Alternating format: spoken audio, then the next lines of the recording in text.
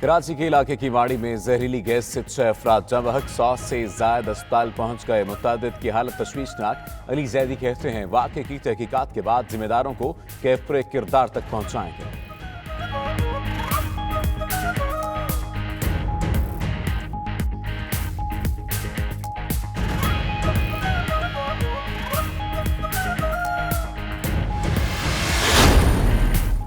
अक़वाम मुत्तहिदा के secretary general Antonio Guterres आज भी मसरूफ दिन गुजारेंगे। सदर और वज़ीर आज़म से मुलाकातें करेंगे।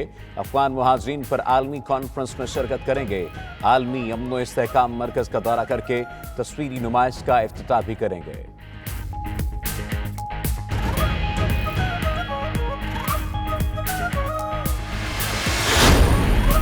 और पाकिस्तान ने भारत को शिकस्त देकर पहली बार कबड्डी वर्ल्ड कप जीत लिया। पाकिस्तानी पहलवानों ने भारतीय टीम पर 41 के मुकाबले में 43 पॉइंट से फतह हासिल की। पाकिस्तान की जीत पर पंजाब स्टेडियम में शानदार आतिशबाजी। पाकिस्तानी टीम ने भारत को हराकर ग्राउंड का चक्कर लगाया।